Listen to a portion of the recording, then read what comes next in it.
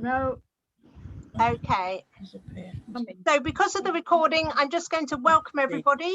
We've got 21 windows open, and that's at least 25 people. So Wilbert, let's hear your poem to start with. You can hear me but not see me. That's correct. And if everybody else keeps quiet, we'll be able to hear you very clearly. You're always in my prayers every single day. Okay, Wilbert? Sure. The Soldier by Rupert Brooke. If I should die, think only this of me, that there's some corner of a foreign field that is forever England. There shall be in that rich earth a richer dust concealed, a dust whom England bore, shaped, made aware, gave once her flowers to love, her ways to roam. A body of England breathing English air, washed by the rivers, blessed by the sons of hope. And think this heart, all evil shed away, a pulse in the eternal mind no less, gives somewhere back the thoughts by England given, her sights and sounds, dreams happy as her day, and laughter learnt of friends and gentleness, hearts at peace under an English heaven. Thank you. Thank you. I'm now going to mute everybody. So when it's your turn, you'll need to unmute.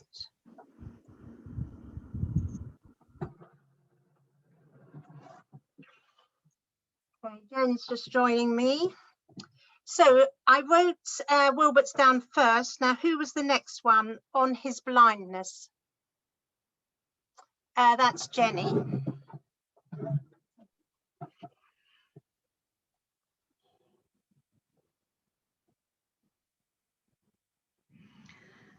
When I consider how my light is spent, ere half my days in this dark world and wide, and that one talent which is death to hide, lodged with me useless, though my soul more bent to serve therewith my Maker and present my true account, lest he returning chide.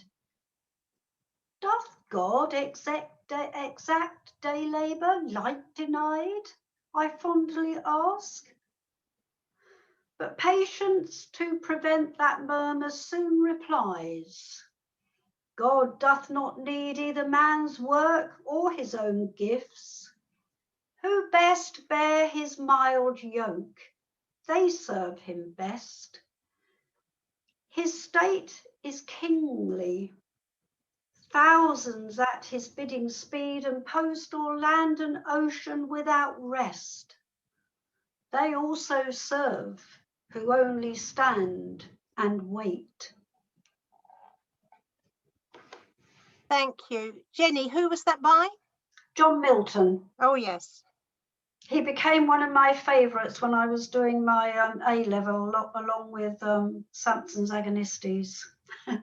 And I used to walk up to school with my maths teacher from the age of about 12. We had this competition to know as many poems as possible off by heart, including who could learn the most verses from the Ancient Mariner. It was fun. I'll have to talk to you about the Ancient Mariner sometime. You can. But not now. No. Okay, who was his apologies? Is that you, Pippa? Yeah. Okay. His apologies. Yeah. By Rudyard Kipling. Master, this is thy servant. He's rising 8 weeks old. He's mainly head and tummy. His legs are uncontrolled. But thou hast forgiven his ugliness and settled him on thy knee. Art thou content with thy servant? He is very comfy with thee. Master, behold a sinner.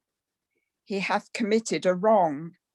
He hath defiled thy premises through being kept in too long. Wherefore his nose has been rubbed in the dirt, and his self-respect has been bruised. Master, pardon thy sinner, and see he is properly loosed. Master, again thy sinner. This that was once thy shoe, he has found and taken and carried aside as fitting matter to chew. Now there is neither blacking nor tongue, and the housemaid has us in tow. Master, remember thy servant is young, and tell her to let him go. Master, extol thy servant. He has met a most worthy foe. There has been fighting all over the shop and into the shop also, till cruel umbrellas parted the strife, or I might have been choking him yet. But thy servant has had the time of his life. And now, shall we call on the vet? Master, behold thy servant. Strange children came to play, and because they fought to caress him, thy servant wentest away. But now that the little beasts have gone, he has returned to see, brushed with his Sunday collar on, what they left over from tea. Master, pity thy servant. He is deaf and 3 parts blind. He cannot catch thy commandments. He cannot read thy mind. Oh, leave him not to his loneliness, nor make him that kitten scorn. He hath had none other God than thee since the year that he was born. Lord, look down on thy servant. Bad things have come to pass. There is no heat in the midday sun, nor health in the wayside grass. His bones are full of an old disease. His torments run and increase. Lord, make haste with thy lightnings and grant him a quick release. Thank you. So we've had 3 serious ones there. So I think we'll just pop in a shorter, not so serious one. Jen's got one here that hangs in our downstairs loo. That brings the tone down, doesn't it? And it's not very long. Oh, sorry.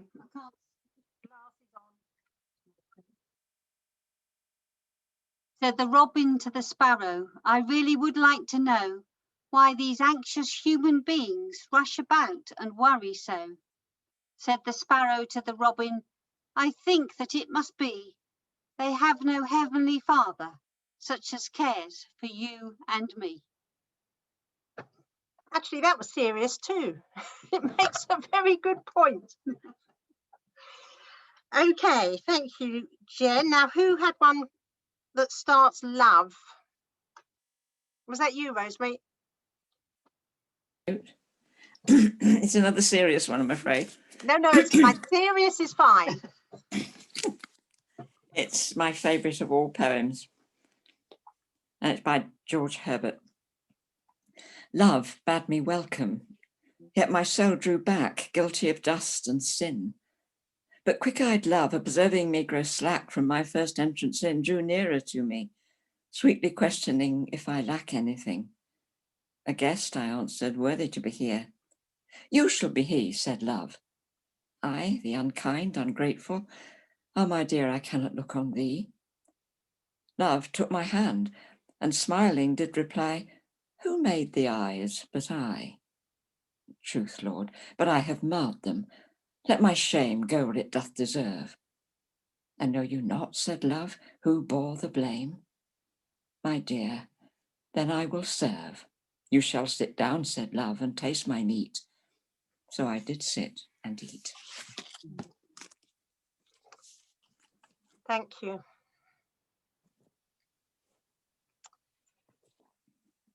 One called Leisure. Aileen?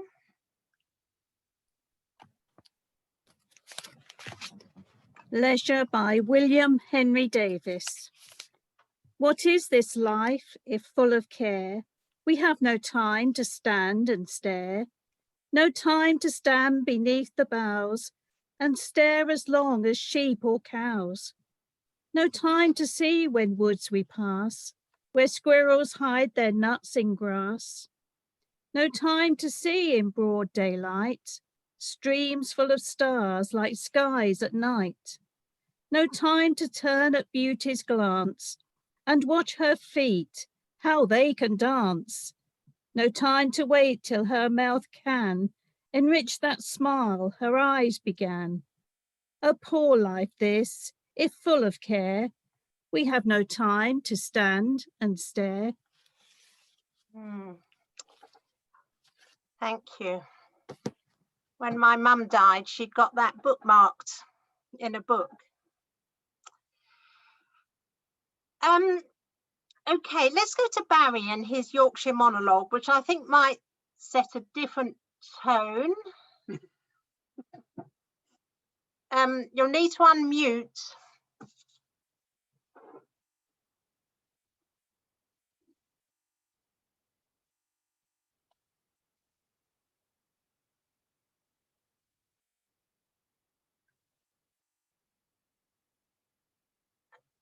Anne, can you do it?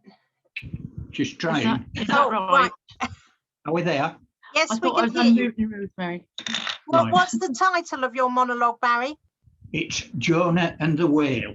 Oh, right, religious, right. It's not Yorkshire. In the chosen land of Palestine, 3,000 years ago, lived a certain Jonah somebody, whose surname we don't know, who earned an honest living in that far-off foreign part by the exercise of prophecy, that very ancient art. One day he got instruction to proceed without delay to tell the wicked Ninevites there'd come a time someday. Now Jonah didn't want the job and very angry grew, for it was the month of August and his holidays were due. Behind to Nineveh, he thought, I'll take an ocean trip. So he cycled down to Joppa and at Joppa found a ship. He bought a cabin ticket and paid his money down. And in the afternoon, the good ship left for Tarshish town. When feeling rather qualmish, Jonah went below to doze. And as he lay asleep, a fearful storm arose. Then in a tick, before the skipper scarce had chance to swear, bang went the two propellers and the patent steering gear. The boat shipped lots of water, so they woke the prophet up and put him on at bailing with a spoon and breakfast cup. Then, while the crew kept pumping like the deuce to keep afloat, the captain said, it strikes me there's a hoodoo on the boat. The mate replied, you hit it. So let's sell the pony and see who the bounder is. Well, Jonah bought the pony and the captain and the crew said, it's you that's caused the trouble, mister. What are we to do? Then Jonah answered like a man. He said, it seems to me this is a case of jettison. Here, chuck me in the sea. For when I cast my horoscope some years ago, I found that I should never meet my latter end by being drowned. So the mate said to the skipper, shall we do it? What do you say? He's paid his fare, so we shan't be the losers anyway. All right, the captain answered. So while wind and water roared, they all shook hands with Jonah, then shoved him overboard. And at the very instant that the prophet struck the brine, a whaling passing thought, hello, here's something in my line. And a moment later, Jonah, with an oily sort of glide, felt himself go slowly sliding down the animals inside. And there 3 days he rested, with his boots on, fully dressed, and the whale found he'd got something that he couldn't well digest. And local irritation in his stomach came about through Jonah scraping round to try and find a shortcut out. And on the third day, when the whale was very near to land, it took on deathly sick and out-jerked Jonah on the sand. The prophet, having had a bath, soon felt himself again, and straightway for Nineveh he started off by train. And when he reached the city, to the marketplace he went, and slanged and cursed the Ninevites unto his heart's content. That's all, and I assure you the narrative is true. And if you lot don't believe it, there's a lot of folk who do. Thank you, Barry. Thank you. Were you saying all that from memory? Yes. Yes. Well done. Thank you.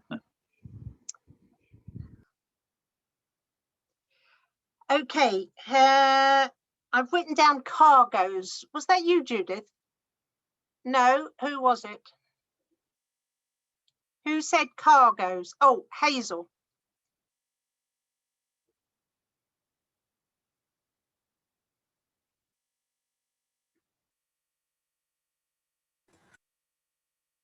Yeah, you nearly did it.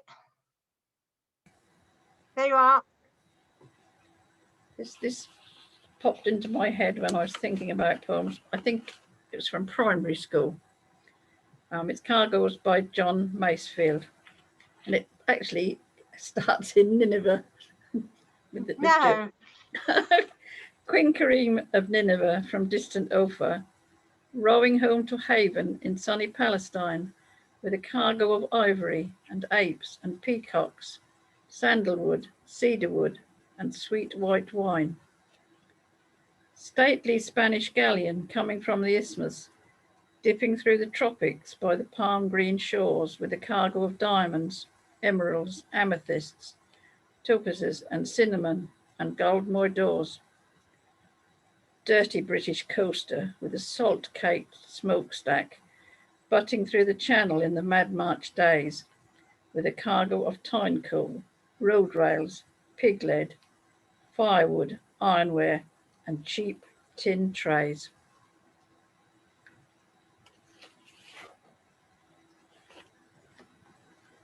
Have you finished? Sorry. Yeah, we thought there should be another verse, but we couldn't find it. Oh, right. Okay. So we assumed that was the end, but didn't seem like the end. No, thank you. Lots of these poems we're having have familiar lines in them, like stately Spanish galleons, which if you just heard the line, you wouldn't know where it came from. At least I wouldn't.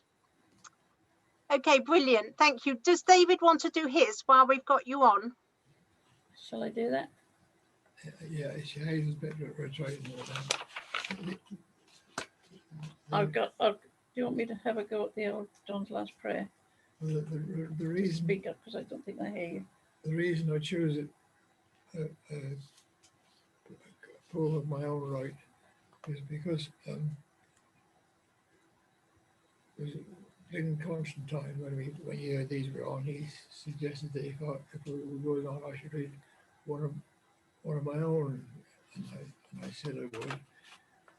And I chose two, of which I chose one, and come tonight, I couldn't find either of them to Big enough. Being big enough print to read since I'm gone half time. So Hazel said she would be willing to read for me. Right. Hazel, I'm not sure we all caught that. Could you just give us the gist?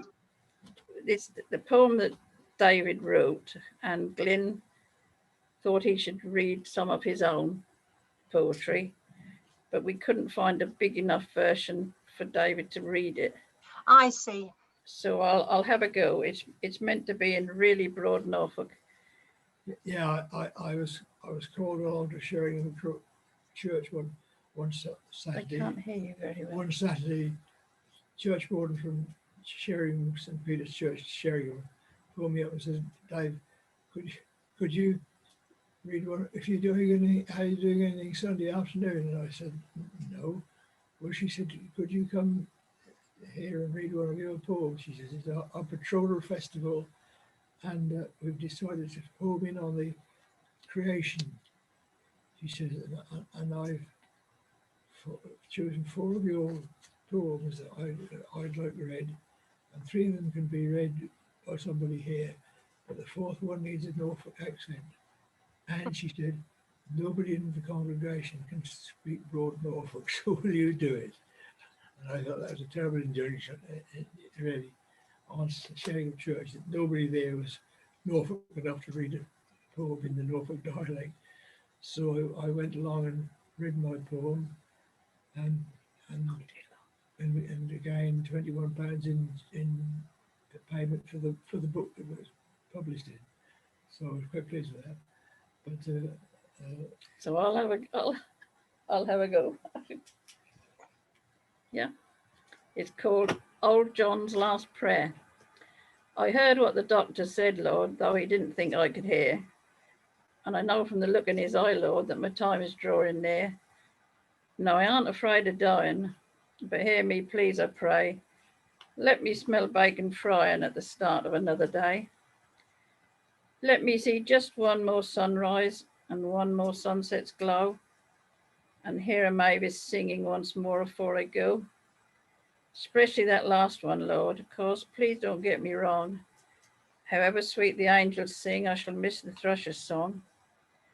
And if, when this life is over, I find, as we've been told, that heaven is like a big city with streets all paved with gold, then, Lord, I shall miss the open fields and the poppies in the wheat, and the woods where them old oak trees stand with the bluebells round their feet. They say there'll be no more night there, that the sea will be no more. I shall sadly miss the starlight and the whisper of waves on the shore. I'm sure you'll understand, Lord, I'm a Norfolk chap by birth, and if heaven's only a city, I'd like a bit longer on earth. That's it. Thank you. No, that's brilliant and quite moving. Thank you, David and Hazel.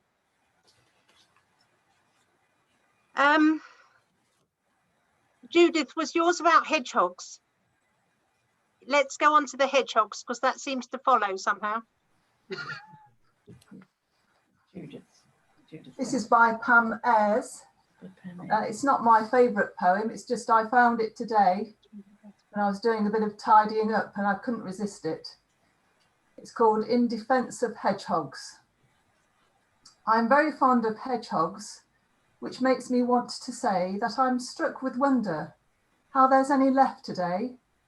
For each morning as I travel, and no short distance that, all I see are hedgehogs, squashed and dead and flat. Now, hedgehogs are not clever. No, hedgehogs are quite dim. And when he sees your headlamps, well, it don't occur to him that the very wisest thing to do is up and run away. No, he curls up in a stupid ball and no doubt starts to pray. Well, motor cars do travel at a most alarming rate, and by the time he sees him, it is very much too late. And thus he gets a squashed unrecorded but for me, with me pen and paper sitting in a tree. It is statistically proven in chapter and in verse that in a car and hedgehog fight, the hedgehog comes off worse. When whistling down your prop shaft and bouncing off your diff, his coat of nice brown prickles is not effective. A hedgehog cannot make you laugh, whistle, dance or sing, and he ain't much to look at, and he don't make anything. And in amongst his prickles there's fleas and bugs and that, but there ain't no need to leave him squashed and dead and flat. Oh, spare a thought for hedgehogs, spare a thought for me, spare a thought for hedgehogs as you drink your cup of tea. Spare a thought for hedgehogs hovering on the brink, spare a thought for hedgehogs, lest they become extinct. Heather, that's one for you. Heather Parle, you should be reading that, not me. Oh, does Heather like hedgehogs? No, she's very good at doing Pam Ayres. Ah, let's go to Heather. I'm just going to mute everybody again before Heather unmutes. Wait a minute. Right, Heather Powell, can you unmute? Yes, I've done Yes. Did you say you were going to read one of your own? Yes, I thought, well, that might be, I've got others, but they might be a bit too heavy. So this is a bit of light relief. It's one that I wrote in the guise of Miss Fit, who was a lady I invented when we did shows to raise money for the church. And I was looking through, oh, which one shall I choose? It's called In the Spring, as we're getting near to spring, and it's in Norfolk dialect. They always say that in the spring, a young man's fancy turn to love. But I've always found, in my case, the young men need a little shove. When I say young, I should say old, because I'm a getting on, you know. I might look young and beautiful, but my years are just beginning to show. I know the man's supposed to make the first move, but I'm still awaiting for that. I done all I can to make myself nice with me makeup and me dress and me hat. They don't seem to take any notice of me. Too busy eyeing up them gulls there. What go round with scats up to the bottoms and studs in the noses and colours in the hair. Well, I ain't got a dress like that. Not me. No, that I ain't.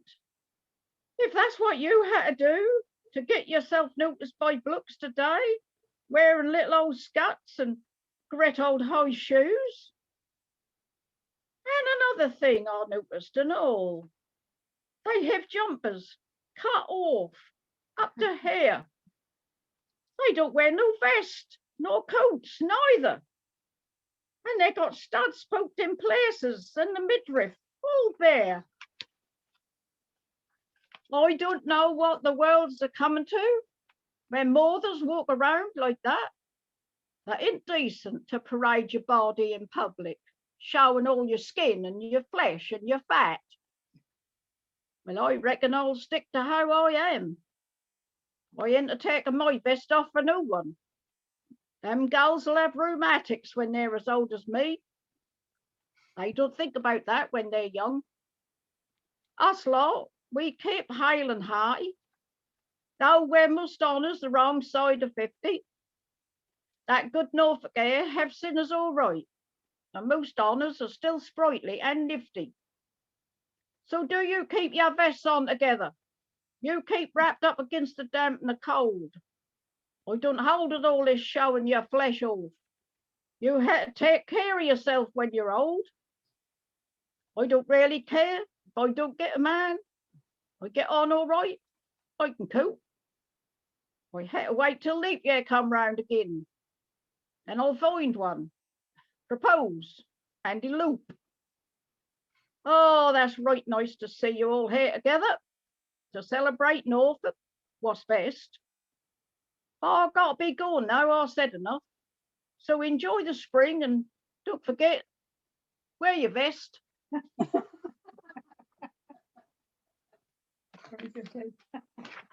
Very good. I better mute up. Yes, thank you. Thank you, Heather. Right, should we follow that with the magic of love? Who was that? That you, Beryl? Yeah. You've done it. No, I'm. Oh. Can you hear me? Yes, yep. Love is like magic, and it will always will be, for love still remains life's sweet mystery.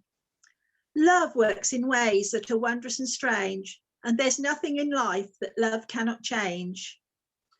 Love can transform the most commonplace into beauty and splendor and sweetness and grace. Love is unselfish, understanding and kind, for it sees with its heart and not with its mind. Love is the answer that everyone seeks. Love is the language that every heart speaks. Love can't be bought, it is priceless and free. Love, like pure magic, is a sweet mystery. Thank you. Now you've chosen another one, hadn't you, that Jocelyn had also chosen. So Jocelyn, do you want to do that?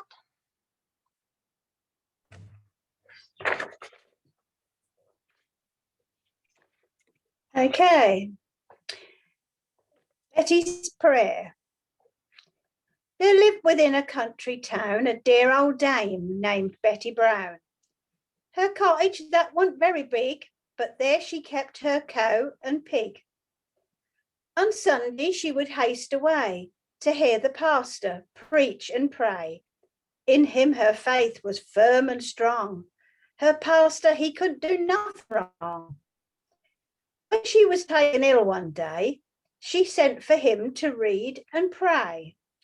Next morning, a neighbour came and said, "I'll just pop round and make your bed. But, oh, you look quite well again. What did you take to ease your pain?" "Nothing," said Betty. "I declare it must have been the pastor's prayer." The sickness then fell on Betty's cow.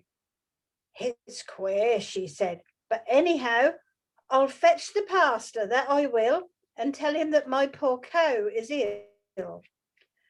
"Oh, sir," she said, "do come just now and say a prayer for my poor cow." The pastor, he knew not what to do. Praying for cows was something new. But as she put him to the test, he promised he would do his best. He thought the cow was nearly dead, but leaning over it, he said, "Oh, you poor old beast, you look so bad. Your poor old missus, she looks so sad. If you live, you live, and if you die, you do, and that'll be the end of you." The cow got well. The good old dame went off to church when Sunday came to tell the pastor how his prayer had cured the cow and eased her care. That day, the pastor, he caught a chill, which made him feel extremely ill. A violent cough which shook his frame, and in his throat an abscess came. The doctor said, unless it broke, he most decidedly would choke. His tender wife was in despair, and she nursed him with the greatest care. Now, when poor Betty heard the news, she quickly donned her Sunday shoes, her bonnet and her Sunday shawl, and at the house she made a call. The servants, they began to grin. Of course, they would not let her in. The pastor heard the noise below, and then they said she wouldn't go. "Then let her in," was his reply. "I'll see poor Betty before I die." When Betty reached the pastor's bed, she gently coughed, and then she said, "I can't pray much. I don't know how. But when you prayed for my poor cow, I learned that prayer. And my poor old beast, you look so bad. Your poor old missus, she looks so sad. If you live, you live, and if you die, you do, and that'll be the end of you." The pastor, he laughed, and his throat was clear, and he had nothing else to fear. And then he told his gentle wife how Betty's prayer had saved his life. Good luck to Betty and her cow. She beat the doctors anyhow. Thank you. Very good. Right. Who had I Know Why the Caged Bird Sings? Sue, down the bottom of my screen.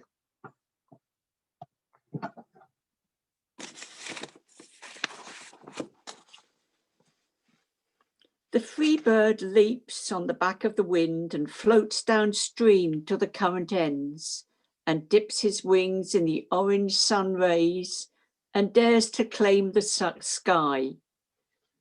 But the bird that stalks down his narrow cage can seldom see through his bars of rage. His wings are clipped and his feet are tied, so he opens his throat to sing. The caged bird sings with fearful trill of the things unknown but longed for still, and his tune is heard on the distant hill, for the caged bird sings of freedom. The free bird thinks of another breeze, and the trade wind soft through the sighing trees, and the fat worms waiting on the dawn-bright lawn, and he names the sky his own. But a caged bird stands on the grave of dreams, his shadow shouts and on a nightmare scream. His wings are clipped and his feet are tied, so he opens his throat to sing. The caged bird sings with a fearful trill of things unknown but longed for still, and his tune is heard on the distant hill, for the caged bird sings of freedom. Thank you. Another one to make you think. Now I'm nearly through the list. Was God Says Yes a poem? Is that you, Joe? No? Did somebody say God Says Yes? No. Joe, what was yours? You're muted.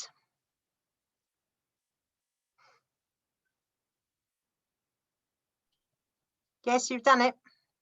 Yeah, I don't think you wrote mine down because I thought your list was getting so long you might not have time. Oh, I see. Well, what have you got for us? I've got Skimbleshanks. Oh, goody, goody. I nearly chose McCavity. Right. There's a whisper down the line at 11:39 when the night mail's ready to depart, saying, Skimble, where is Skimble? Has he gone to hunt the thimble? We must find him or the train can't start. All the guards and all the porters and the station master's daughters, they are searching high and low, saying, Skimble, where is Skimble? For unless he's very nimble, then the night mail just can't go. At 11:42, then the signal's overdue, and the passengers are frantic to a man. Then Skimble will appear, and he'll saunter to the rear. He's been busy in the luggage van. He gives one flash of his glass green eyes, and the signal goes, all clear, and we're off at last for the northern part of the northern hemisphere.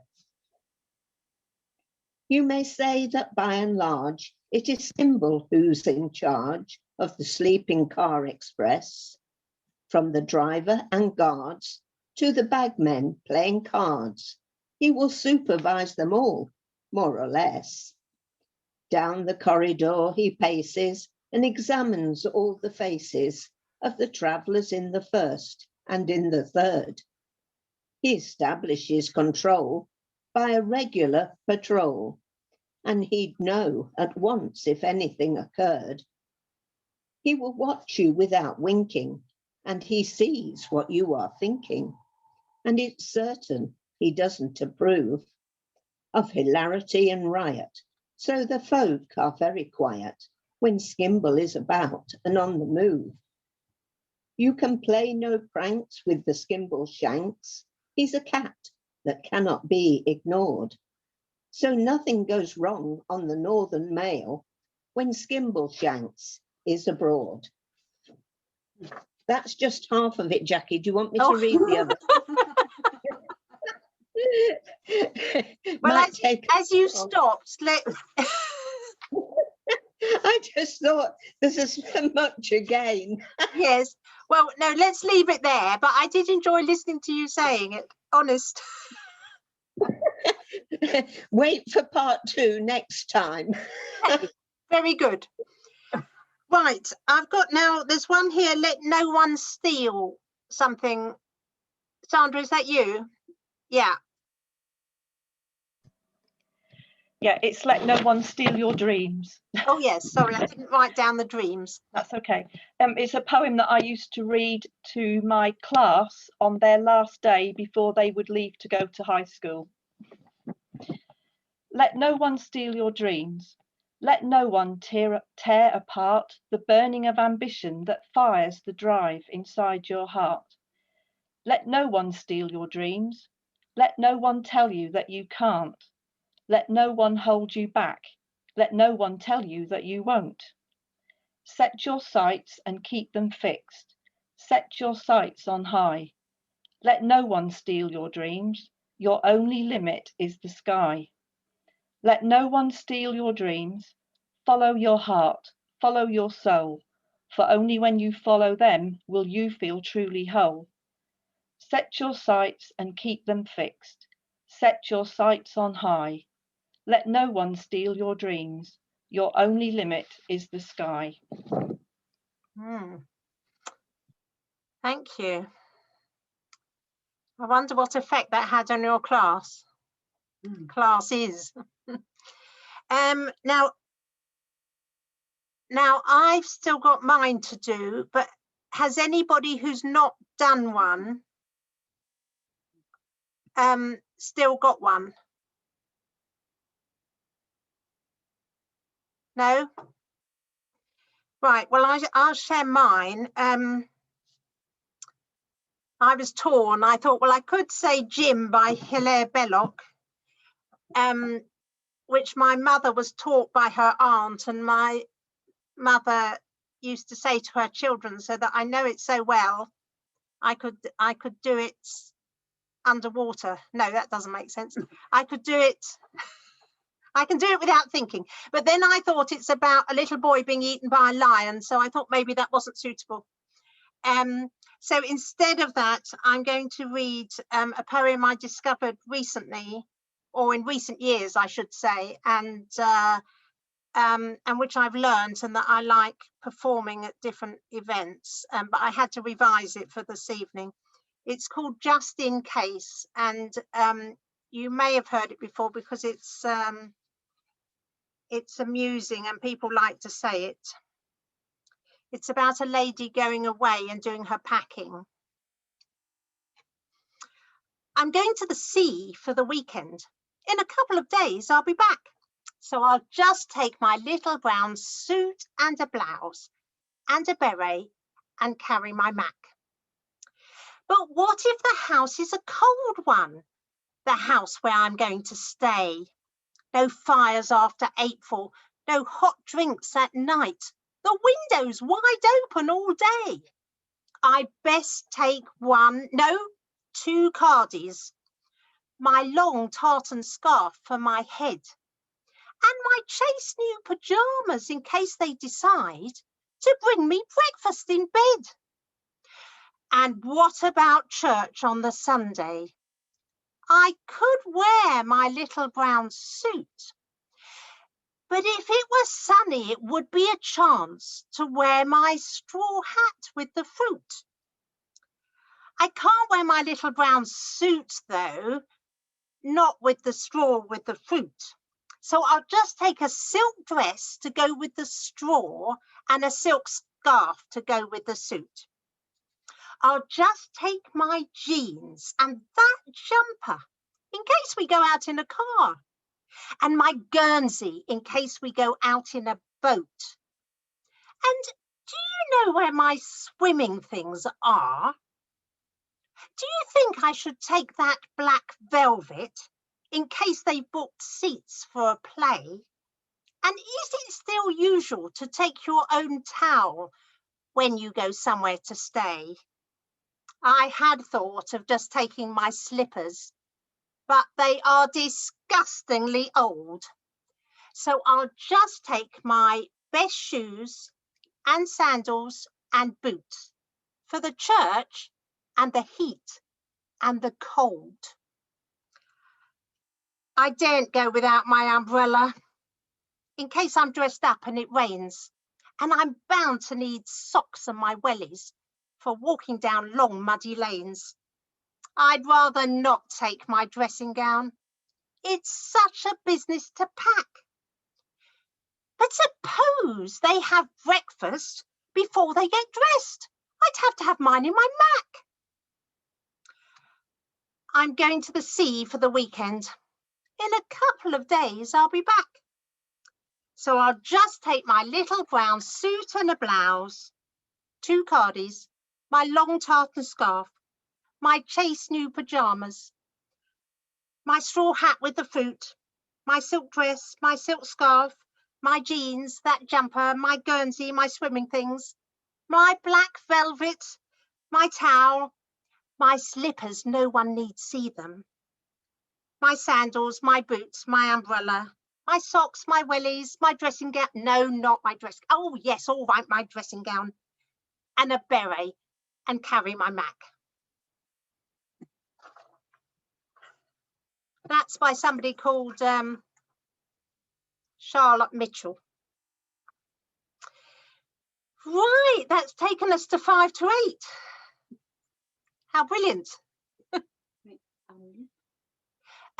Feel free to unmute if you'd like to.